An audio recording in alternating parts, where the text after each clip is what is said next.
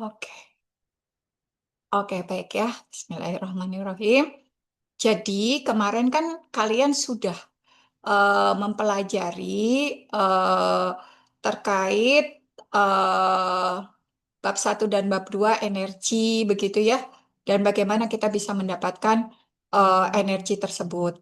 Nah, di tugas yang setelah UTS itu kalian harus mempelajari terkait bab 3 yaitu fase rule ya. Jadi dalam termodinamika kita tidak hanya menghitung apa ya energi, kita tidak hanya menghitung energi baik panas ataupun kerja, tetapi kita juga memahami bagaimana sifat zat berubah terhadap kondisi. Kondisi apa? Karena kita belajar termodinamika, perubahan energi itu dipengaruhi oleh suhu, tekanan, dan volumenya. Akan tetapi, tidak hanya itu ya, kita juga mempelajari ternyata energi itu ada dalam bentuk energi dalam ataupun entalpi. Kalau suhu, tekanan, dan volume itu bisa diukur ya, nah energi dalam dan entalpi ini tidak bisa diukur secara langsung. Dia harus ditentukan dengan menggunakan data eksperimen. Data eksperimennya dari mana? Dari hubungan antara apa? Antara tekanan, volume, dan temperatur. Sehingga perlu kita menentukan apa ya konsep fase dan aturan fase atau fase rule menjadi suatu hal yang penting, gitu ya. Ya, oke, udahlah di ini aja. Nah, seperti gambaran ini ya, ada padatan, ada gas, ada cair. Kita kan sebenarnya dalam kehidupan kita ya, kita bergulat atau bergulat ya, bersinggungan dengan perubahan dari fase padat menjadi gas, dari fase gas menjadi cair, cair ke menjadi gas gitu ya, semuanya.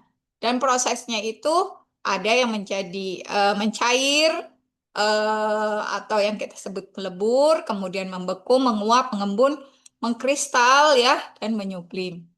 Kalian bisa sekalian buka bukunya ya, dilihat di sana catatan kalian. Kemudian eh, di sini, nah dalam termodinamika tidak hanya menghitung panas dan kerja seperti yang sudah saya sebutkan tadi ya, tapi kita juga harus memahami bagaimana sifat suatu zat berubah ketika kita melakukan perubahan suhu, tekanan, atau volumenya. Dan kita tahu bahwa energi dalam dan entalpi tadi sudah tidak bisa diukur secara langsung. Maka ya tadi kita harus menggunakan data suhu, tekanan, volume ya. Nah, data itu disebut data PVT. Dilihat dari catatan kalian juga kemarin ya. Dari data PVT inilah kita bisa memahami perilaku zat, termasuk kapan zat bisa berubah fase. Misalnya cair menjadi uap, kayak kamu misalnya memasak air ya di rumah. Kapan sih air yang tadinya suhu kamar ya dingin, kemudian dia berubah menjadi uap ya. Nah, itu kan kita harus mengatur.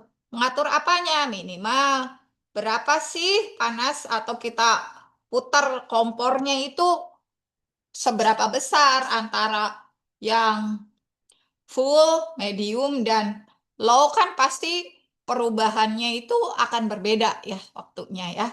Nah, meskipun demikian, kondisi pengaturan itu kita tidak bisa secara bebas ya untuk ngatur, oh inilah saya mau diinikan gitu. Jadi ada keterbatasan. Kadang ketika suatu zat berada dalam lebih dari satu fase, sistemnya itu menjadi terbatas. Nah, sehingga disinilah konsep fase dan fase rule atau aturan fase menjadi sangat penting karena kita akan mengetahui berapa banyak sih variabel yang harus ditentukan agar kondisi sistemnya menjadi pasti. Ya. Nah, di sini kenapa tidak semua eh, kenapa tidak semua kondisi bisa diatur bebas? Dalam sistem sederhana, misalnya hanya satu fase, contohnya cair saja ya, kita bisa mengatur, oh mau suhu berapa, tekanan berapa gitu ya, kayak tadi. Ah, saya mau di fullkan aja, oh atau sedang aja kita irit gas gitu ya, atau pelan aja, itu kita bebas ya, kalau misalnya kita masih dalam satu fase. Ya, dari cairan aja gitu ya. Nah, kita bisa mengatur misalnya suhunya, tekanannya, kita tidak punya batasan tertentu. Tapi kalau misalnya air plus uap itu kan sudah dua fase ya, maka kita tidak bisa sebebas tadi. Karena kalau kita di fullkan ya kita berharapnya tetap ada dua fase. Di fullkan nanti semuanya berubah menjadi uap. Dipelankan semuanya nanti sulit, belum menjadi uap ya. Jadi karena keduanya harus dalam kondisi setimbang. Ya, kalau kita memiliki dua fase, suhunya pun harus tetap sama, tekanannya pun harus sama. Nah, sifat zat ini harus cocok antara fase cair dan fase uap. Artinya, suhu dan tekanan tidak bisa sembarang kita mengaturnya atau sembarang mengkombinasikan. Suka-suka kita lah. Nggak bisa kalau kita sudah berbicara dua fase. Contoh yang paling mudah ya, misalnya air mendidih pada suhu 1 atmosfer. Maka suhunya mendidih air itu 100 derajat Celcius. Tekanannya 1 atm. Kalau kita ubah, maka apa yang terjadi? Tekanan itu akan naik. Otomatis apa? Misalnya kita ubah tekanannya naik ya. Nah, suhunya itu pasti dia akan ikut naik. Kalau tekanannya turun, suhunya ikut turun. Nah, tidak bisa kita suhunya bebas, tekanannya bebas sekaligus tidak bisa. Maka inilah yang kita sebut sebagai sistem menjadi terbatas. Kenapa terbatas? Karena setiap fase menambah syarat kesetimbangan, ya, di mana semakin banyak fase, maka semakin banyak aturan yang harus dipenuhi dan semakin sedikit kita memiliki kebebasan untuk mengatur kondisi tersebut. Nah, fase adalah bagian sistem yang homogen, seragam ya sifatnya. Contohnya, kalau air cair itu dia satu fase. Ya, kalau uap air dia juga satu fase, ya. Kalau sudah kita bicara air plus uap, ya. Nah, itu dua fase. Es plus air plus uap itu disebut tiga fase. Nah, ciri pentingnya setiap fase punya sifat berbeda dan antaranya dia memiliki batas atau yang kita sebut sebagai interface. Berapa banyak sih variabel yang harus kita tentukan supaya kondisi sistemnya pasti ya? Karena kan kalau di industri nggak suka-suka kita, kondisi itu harus tetap berjalan sesuai ya dan stabil, mudah diatur, mudah dikontrol juga. Nah, apakah hanya suhu saja? Atau harus suhu dan tekanan? Atau lebih? Nah, untuk menentukan kondisi tersebut, maka jawabannya diberikan oleh fase rule. Rumusnya apa? Kemarin kamu sudah nulis ya? Di resume harusnya. F sama dengan 2 min V plus N. F itu apa? F itu adalah derajat kebebasan atau jumlah variabel bebas. P-nya apa? Jumlah fase. N-nya apa? Jumlah komponen zat. Ya. Nah, maknanya itu artinya dengan rumus ini F sama dengan 2 min V plus N, kita bisa menentukan berapa variabel yang harus ditentukan agar sistem itu fix. Ya, nggak bisa kita, oh kita punya boiler, besok saya mau ngatur suhunya sekian, tekanannya sekian, nggak bisa. Ya, jadi diharapkan bahwa kondisi untuk bisa menghasilkan uap ya dengan menggunakan boiler itu kondisinya sudah kita tentukan. Nah, nih ya, ada kan gambar-gambar ini ya, kamu sudah buat ya kemarin. Jadi ada bagian ice atau solid ya, ada bagian water atau liquid, dan ada bagian vapor gas. Apa sih gambar ini tuh gitu ya? Maknanya apa dari gambar ini? Gambar ini kan sebenarnya nih yang bagian A ya. Yang bagian A, ada bagian B, ada bagian C. Bagian A itu ya komponennya satu, fasenya satu. Jadi derajat kebebasannya berapa? Komponen tadi berapa? Satu. Ya, eh, fasenya berapa? Satu. Fasenya dua. Plus dua. Maka degrees of freedom-nya satu. Fasenya kan ini antara ice dan water ya. Komponennya masih cair.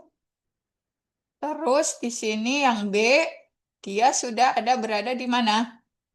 Ada di antara ice, solid, dan vapor. Atau kita lihat dulu deh ya. Jadi sumbu grafik X.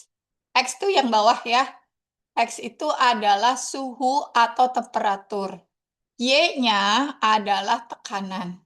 Artinya, setiap titik di grafik tersebut menunjukkan kondisi tertentu dari air. Pada suhu berapa, pada tekanan berapa. Gitu ya.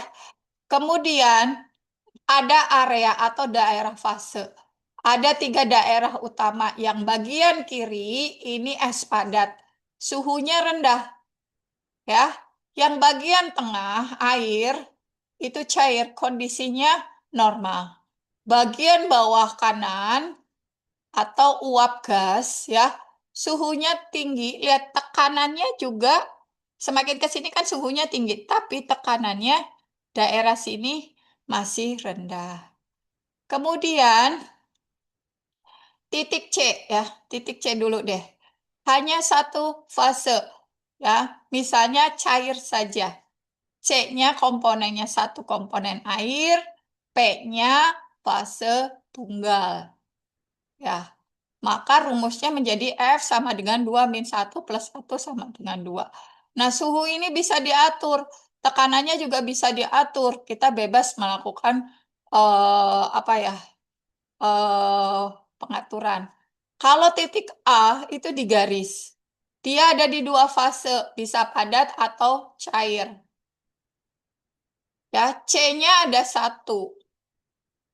Ya, komponennya kan masih air ya. Tapi fasenya ada 2. Dia bisa dalam bentuk padat dan cair. Maka hasil fase rule-nya adalah apa ya?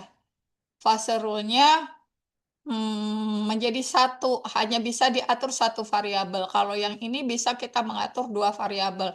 Entah tekanannya, entah suhunya, itu masih kita bisa atur. Nah, kalau B titik triple ya, ini 3 fase sekaligus. Ada es, ada air, ada uap. Air di sini tuh ini ya. Ya, di sini ada es, air, dan uap. C-nya berapa? Tetap 1 ya. Dia kan nggak ada komponen lain. Misalnya air plus etanol gitu. C tuh ya, komponen tuh gitu. Ya, air plus etanol itu ada 2 komponen. Tapi kalau di sini kan masih water saja. Tapi waternya dalam bentuk apa? Ada yang padat, ada yang liquid, dan ada yang gas. Paham ya?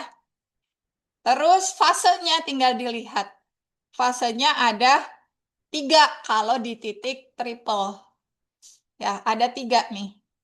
Artinya, setelah kita masukkan ke rumus ke F sama dengan C min P plus 2, ternyata F-nya adalah 0.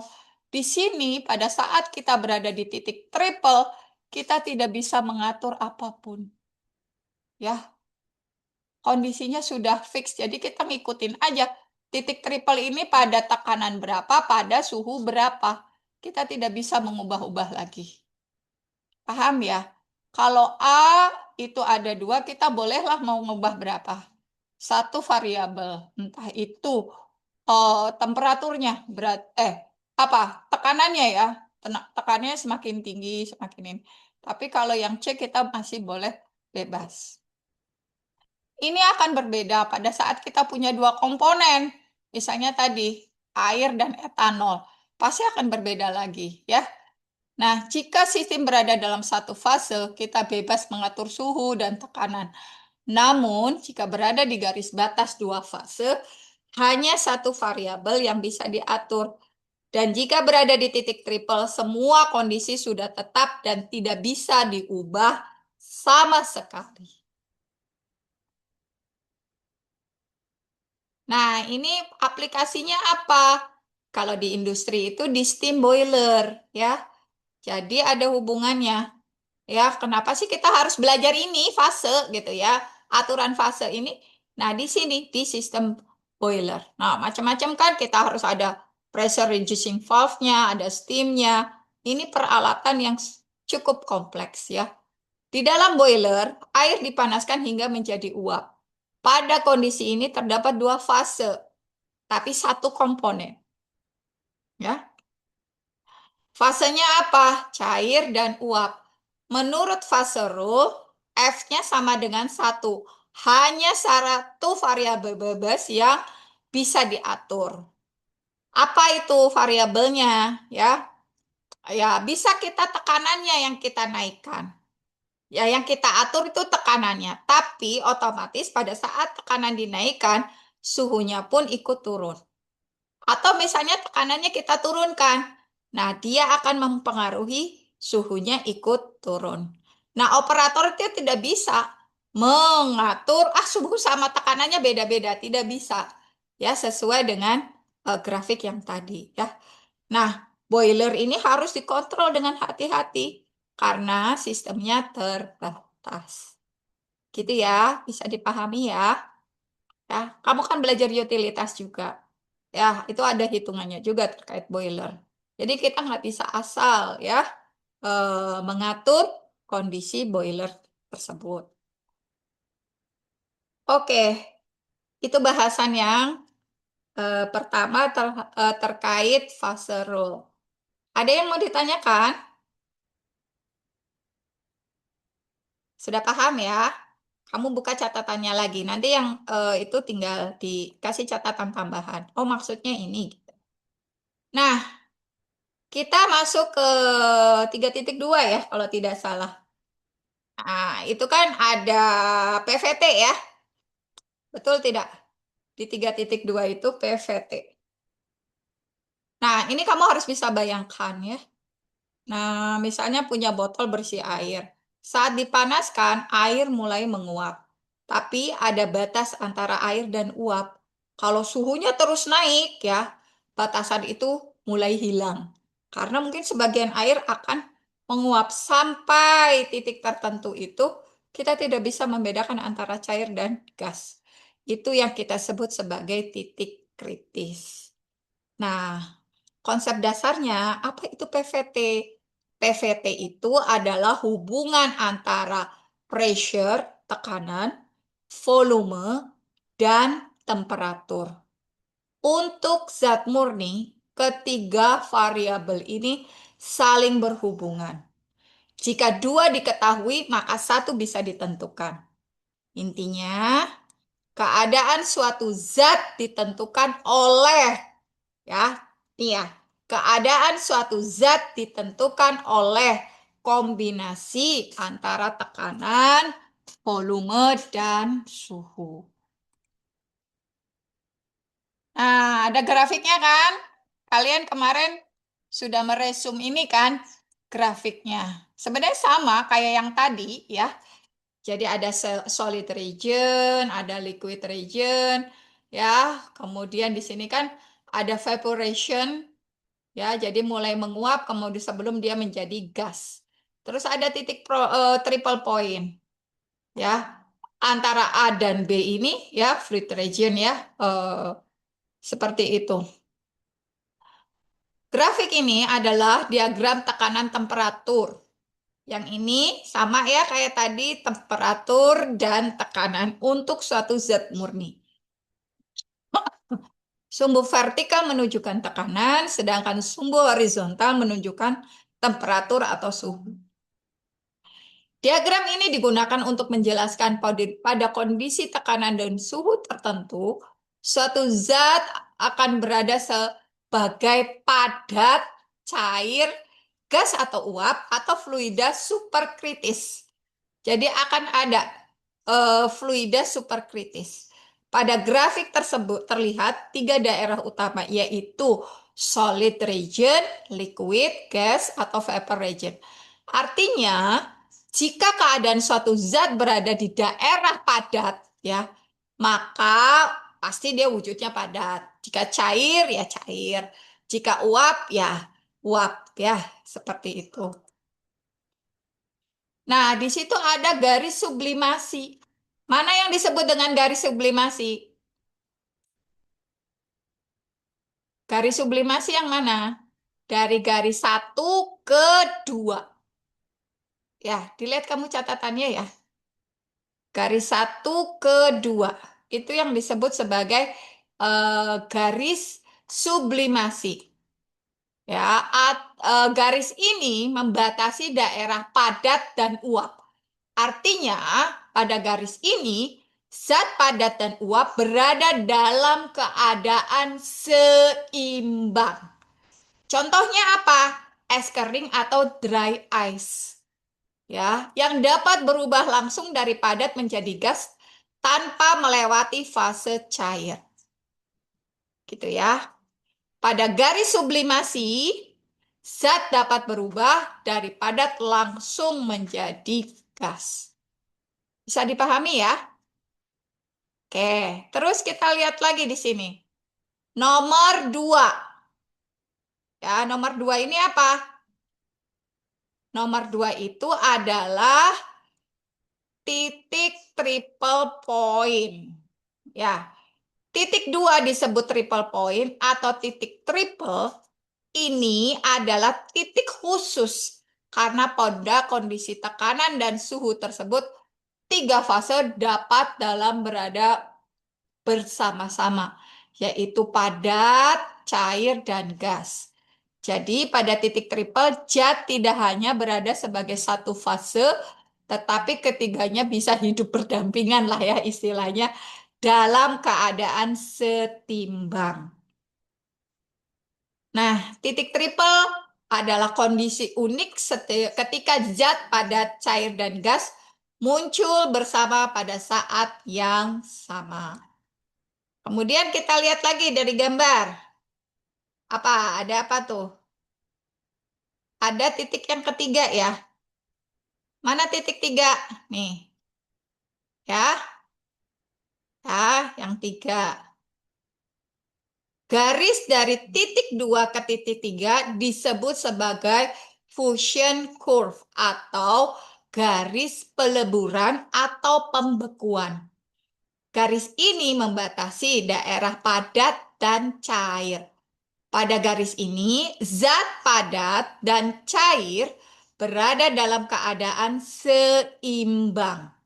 Jika zat menerima panas, ya sedikit aja dikasih panas, padatan dapat berubah menjadi cair.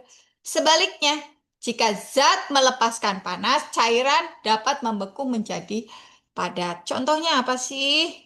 Contohnya adalah es berubah menjadi air disebut peleburan, sedangkan air berubah menjadi es disebut pembekuan. Kemudian kita lihat lagi nih, yang mana? Yang 4. Ya, garis keempat mana ya?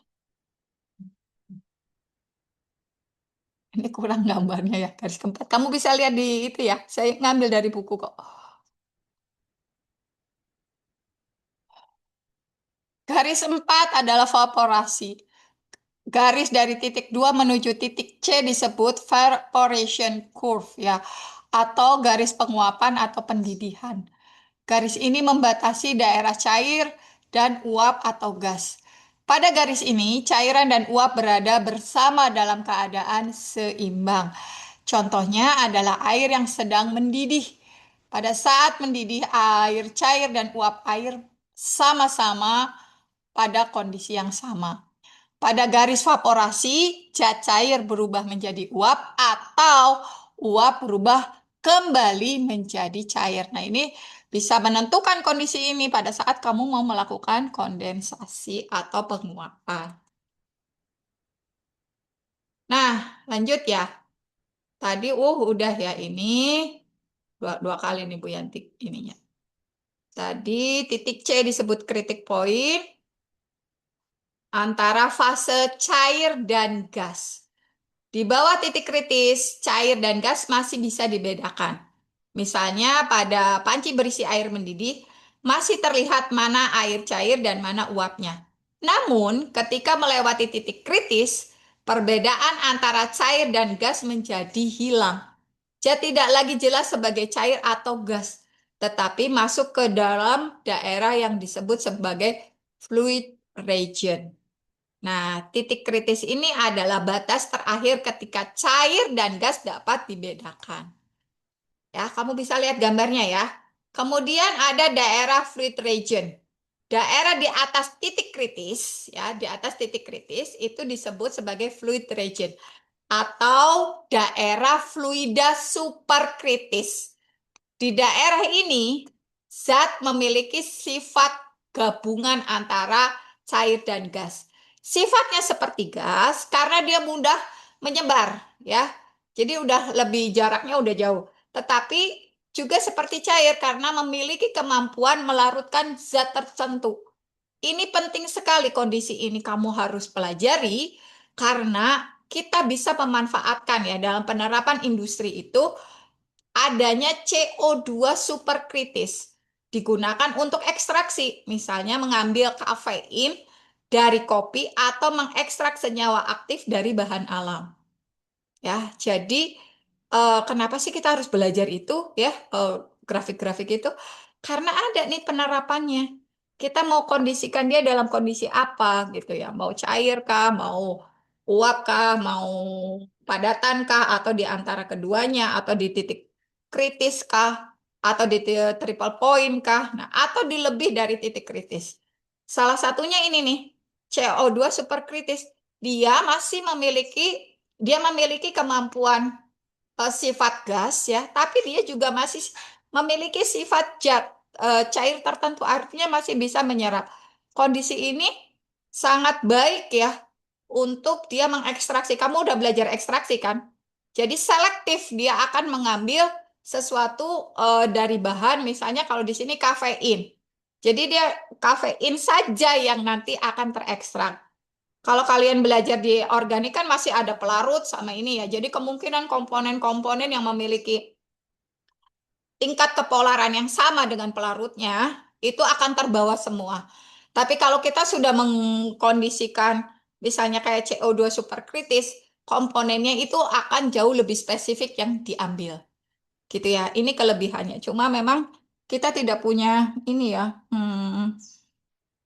apa kondisi superkritis ini memang perlu peralatan tertentu ya, karena dia kan sudah berada di atas titik kritisnya.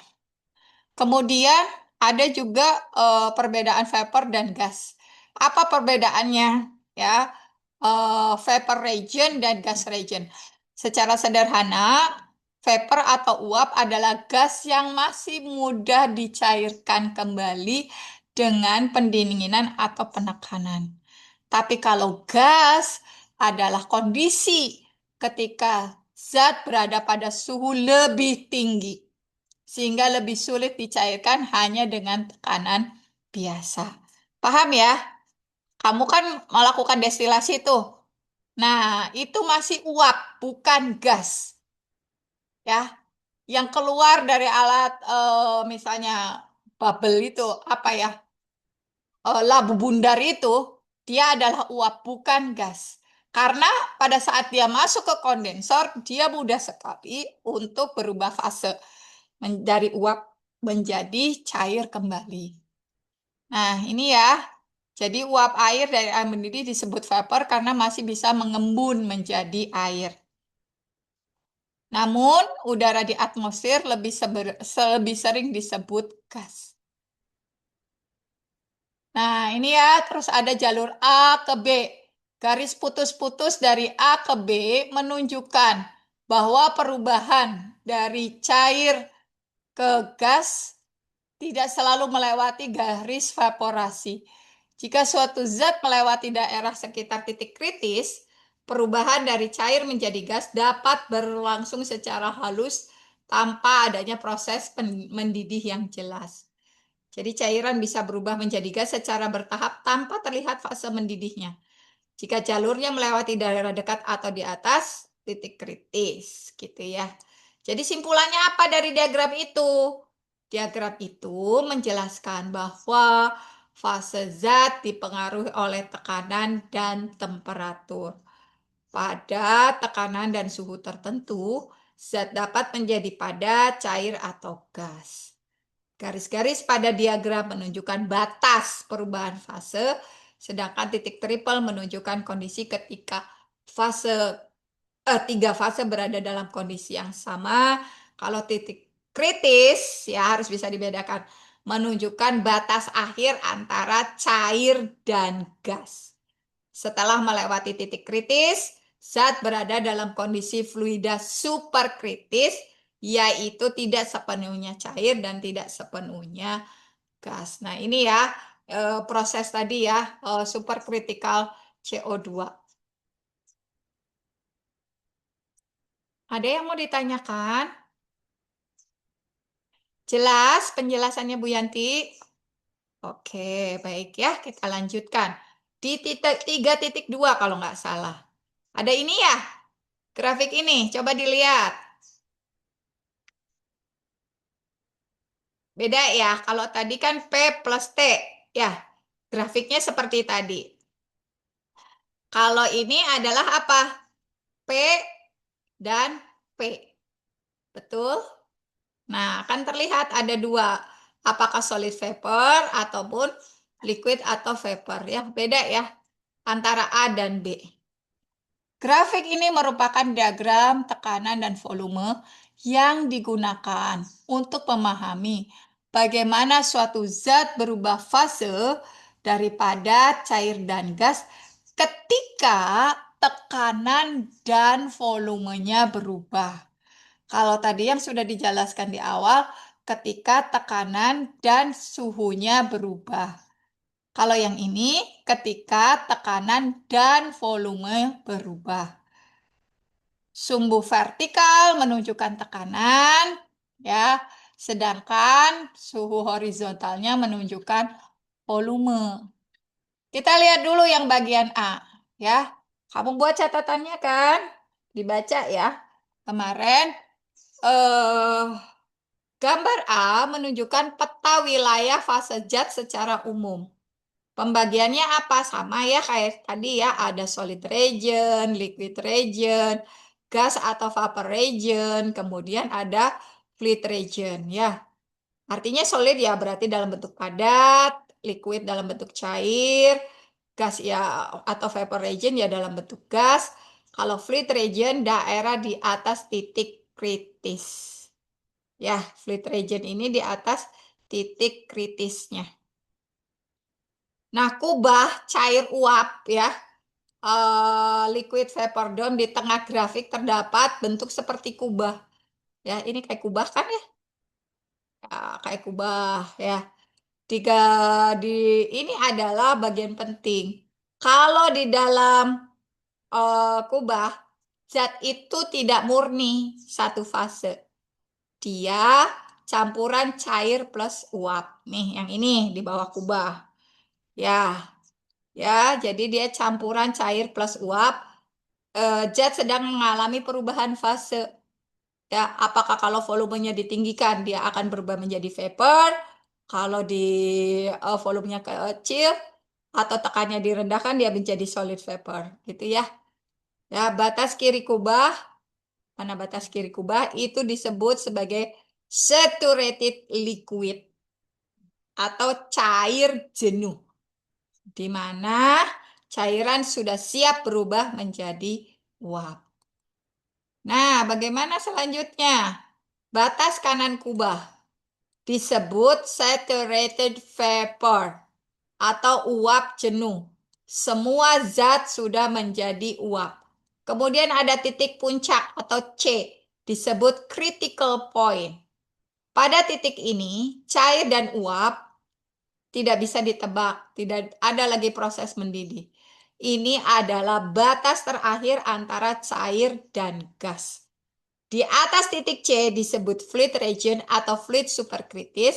Sifatnya campuran seperti gas mudah bergerak, seperti cair bisa melarutkan. Gitu ya. Kemudian yang gambar bagian B. Kamu lihat gambarnya. Ada garis isoterm atau suhu konstan. Ya, volume diubah tetapi suhunya tetap. Garis-garis ini disebut isoterm.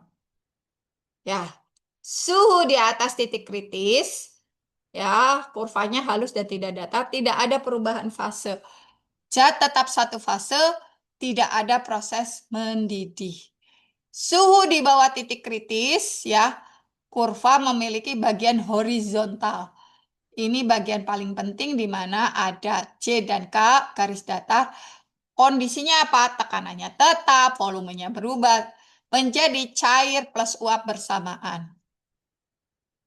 Titik C, awal penguapan cair jenuh, titik K, akhir penguapan uap jenuh. Mendekati titik kritis C, garis datar semakin memendek,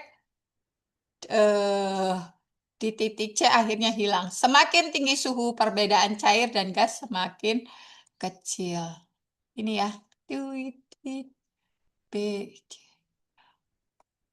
itu ya. Nanti dilihat lagi ya gambar-gambarnya nih. Ada CK ya, CK ya, ini ya yang tadi disebutkan.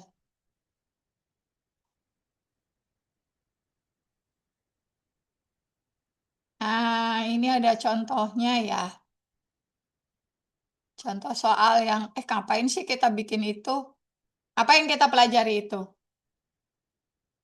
Nih, ini ada beberapa contoh soal.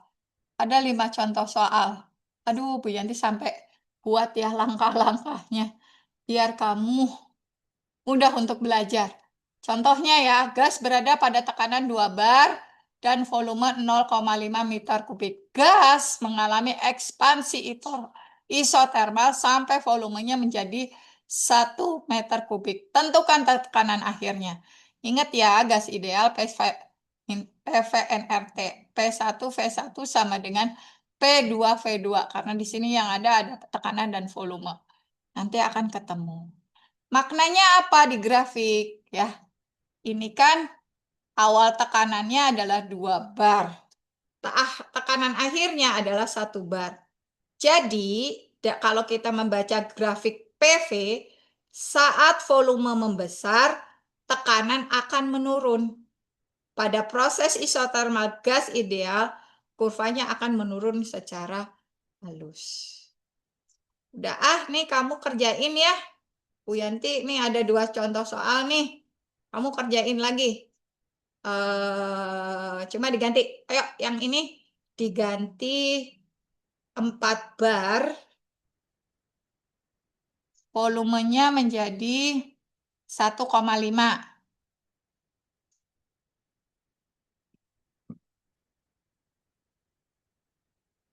Kemudian volumenya dari 1,5 menjadi 2,75. Berapa P akhirnya?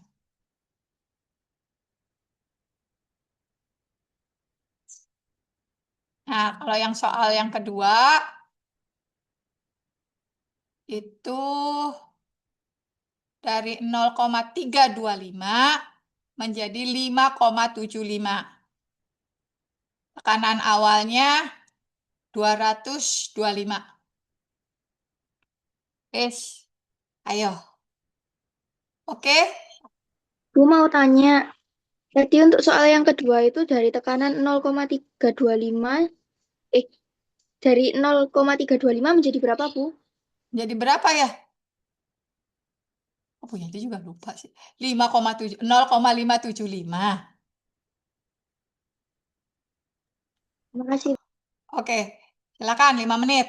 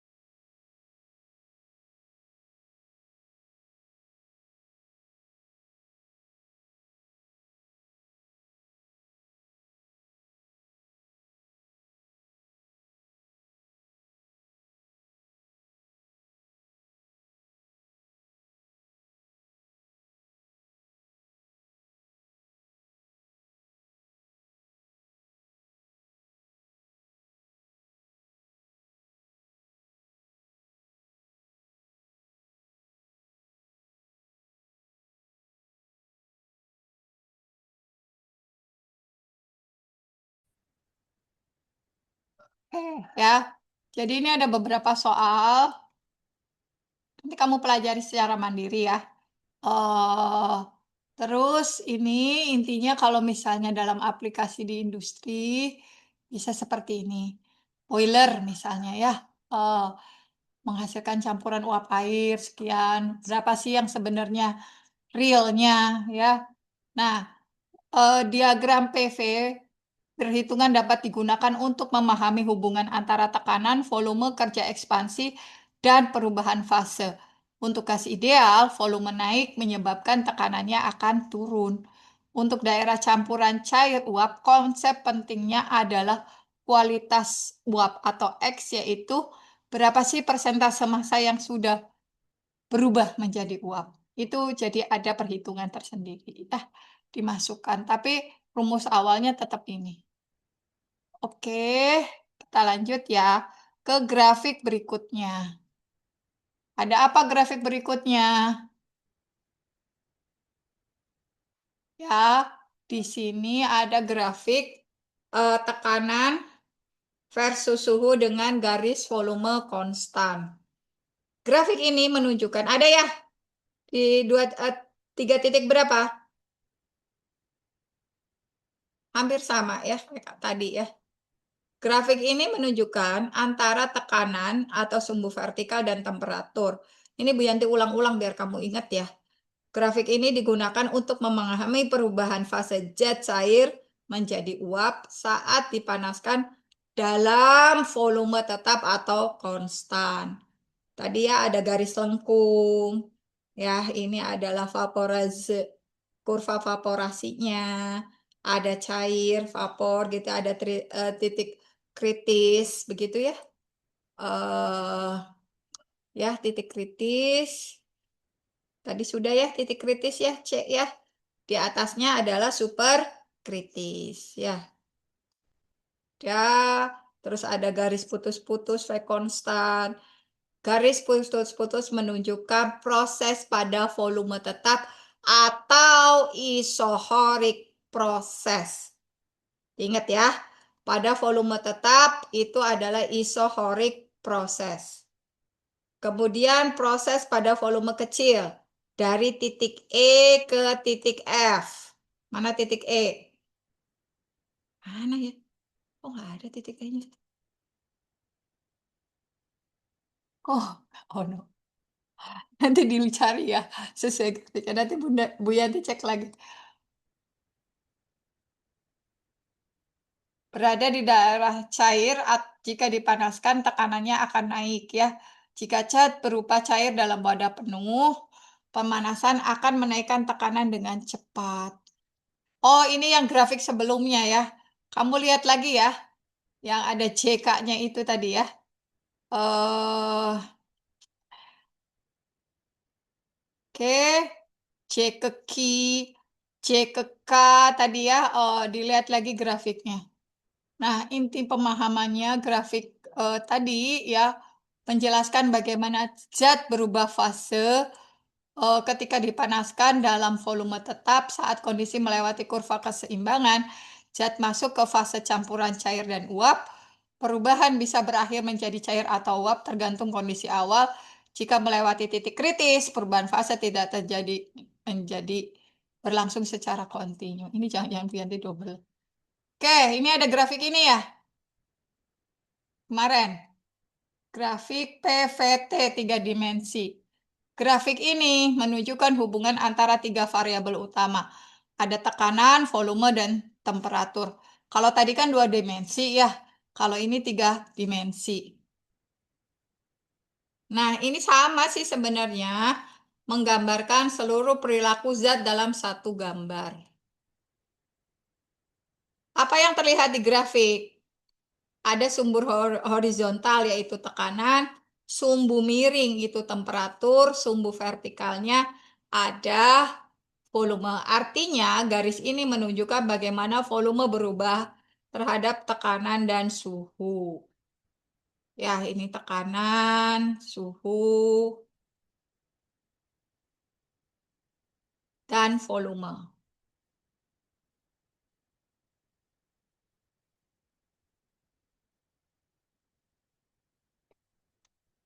Permukaan berlapis garis-garis hitam itu menunjukkan kondisi isoterm. Garis suhu konstan, artinya setiap garis kondisi merupakan kondisi suhu tertentu. Kita bisa melihat bagaimana volume berubah jadi jika tekanan berubah pada suhu yang sama. Ya. Kemudian yang kayak lipatan-lipatan itu adalah daerah dua fase, yaitu cair plus uap. Artinya di daerah ini zat tidak hanya cair atau gas, tapi merupakan campuran keduanya. Ini adalah daerah di mana zat sedang mendidih atau mengempun. Sedangkan kurva putih batas fase, garis putih yang terlihat adalah kurva keseimbangan cair dan uap. Artinya memisahkan cair murni dan uap murni bisa juga menghubungkan kondisi dalam kondisi jenuh.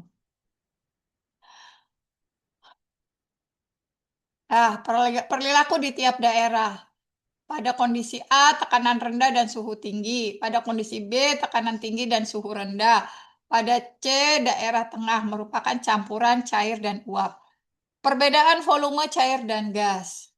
Volume gas sangat besar, bisa saja, sedangkan volume cairnya sangat kecil. Karena itu, skala volume sering dibuat logaritmik. Gas bisa mengembang sangat besar dibandingkan dengan cairannya. Kalau kita hubungkan dengan beberapa grafik-grafik sebelumnya, maka diagram PV itu merupakan potongan dari grafik ini. PT juga merupakan bagian dari potongan yang lain. Jadi kalau digabung dari dua grafik tadi ya seperti grafik yang tadi dijelaskan. Intinya, grafik ini menunjukkan bahwa zat memiliki hubungan erat antara tekanan, volume, dan suhu. Ada daerah fase tunggal, ya cair atau gas, ada daerah dua fase, cair plus uap, dan ada titik kritis sebagai batas akhir perubahan fase. Diagram ini adalah representasi paling lengkap dari perilaku gas. Jadi grafik-grafik ini tuh hanya untuk menunjukkan, oh ya berada di fase apa, kondisi apa gitu ya. Kalau kamu punya data, ya. Makanya tadi soal-soal itu kan dia kira-kira berada di mana ya. Nah, terakhir ya, di tiga titik berapa sih dari 3,3 itu adalah single phase region. Apa itu? Dalam diagram PVT ada kondisi di mana zat hanya berada dalam fase satu fase saja, misalnya hanya cair atau gas. Itu kita sebut sebagai single phase region, artinya zat tidak sedang berubah fase, tapi stabil dalam satu bentuk. Hubungannya apa dengan PVT? Pada kondisi satu fase berlaku hubungan ini ya, PVT sama dengan nol atau persamaan keadaan, equation of state. Contoh paling sederhananya ya kita menggunakan apa ya? Gas ideal ya, PV sama dengan RT. Kalau kita tahu dua variabel misalnya P dan T, maka variabel ketiga itu bisa ditentukan. Kemudian ada volume sebagai fungsi P dan T. Nah, ini rumusnya ya. Volume bisa dipengaruhi oleh suhu, volume juga dipengaruhi oleh tekanan. Ini adalah rumusnya. Kalau kamu lihat di buku, sama ya. Perubahan volume disebabkan oleh perubahan suhu dan tekanan. Kemudian ada apa lagi sih? Ada B dan K ya, beta dan kappa ya.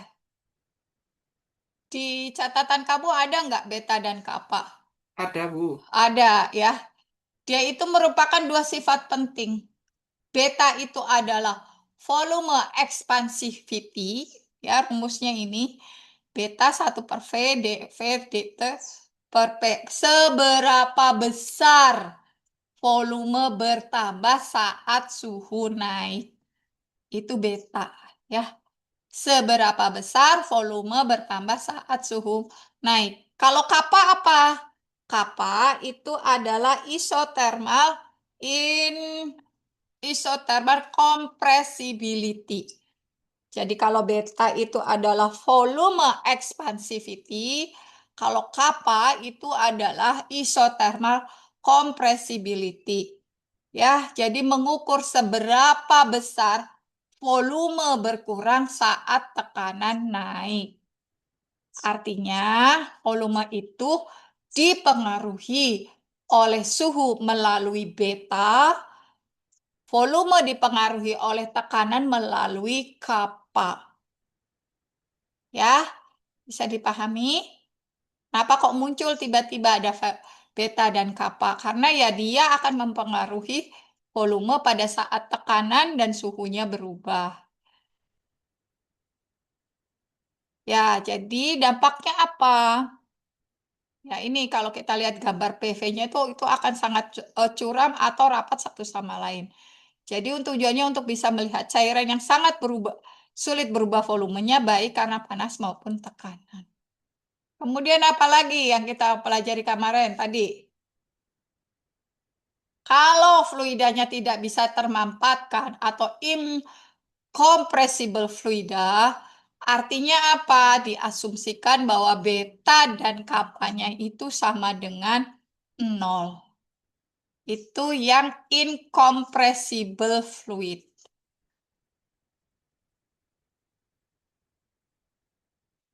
Kemudian, ya tadi ya, beta itu volumenya naik saat suhu naik. Kalau kappa volumenya turun saat tekanan naik. Ya, kecuali pada kondisi anomali air.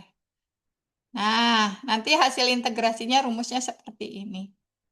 Ln V2 per V1 beta T2 per T1 min kappa P2 min P1 untuk menghitung perubahan volume. Ya, jadi ada perubahan volume dipengaruhi oleh suhu, ekspansi. Nah, jadi beta itu menunjukkan ekspansi. Ya, kalau kappa menunjukkan kompresi. Bisa dipahami? Bisa ya? Kalau zat hanya satu fase, kita bisa menghitung hubungan PV dan T dengan persamaan tertentu. Volume bisa berubah karena suhu naik atau mengembang atau tekanan naik menyebabkan penyusutan volume. Seberapa besar perubahan itu ditentukan oleh dua parameter, yaitu beta dan kappa. Wis ya, ini ada soal-soal. Soalnya banyak Bu Yanti. Rajin amat Bu Yanti ya. Ya, sudah. Ini ada beberapa soal termasuk aplikasi di industri ya. Ini ada beberapa soal sih. Oke. Mana yang mau dikerjakan ya? Ini banyak soalnya. Ih,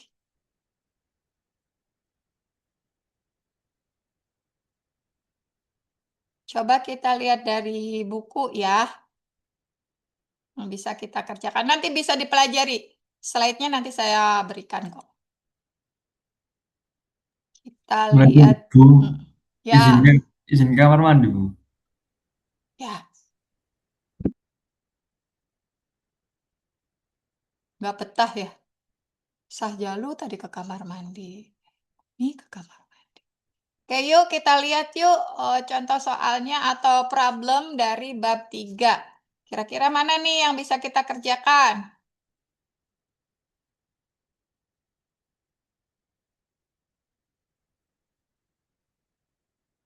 Ada contoh soal kan ya di situ ya.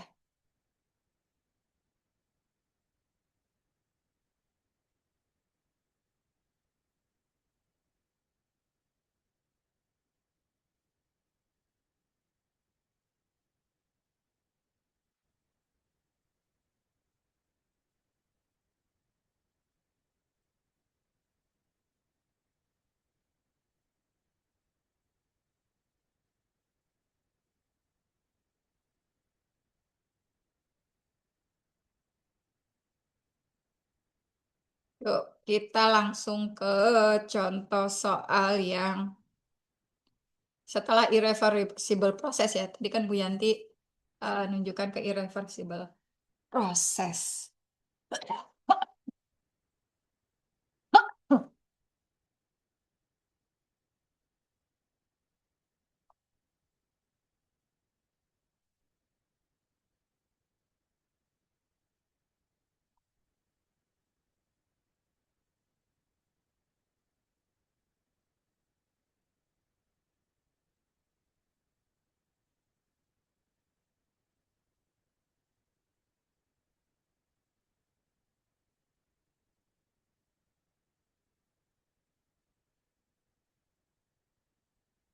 Oke, kita lihat langsung ke problem ya.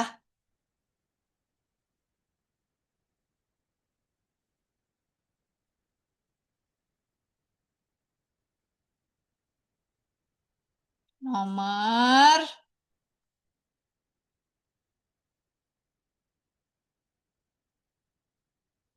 3.1,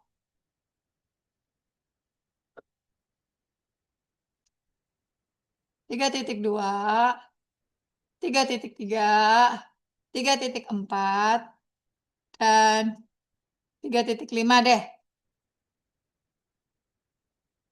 Sebenarnya nanti ada 3.6 juga bisa.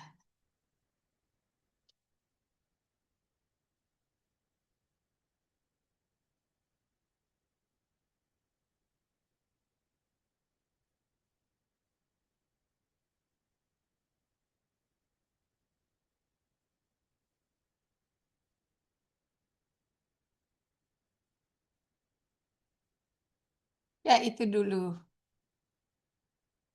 Yuk dikerjakan yuk, bisa yuk.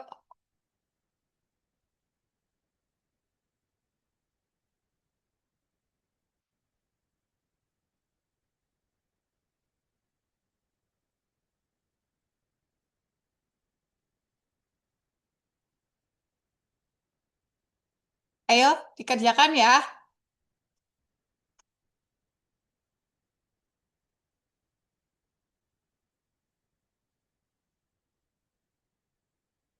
Sudah recordingnya. Stop recording deh.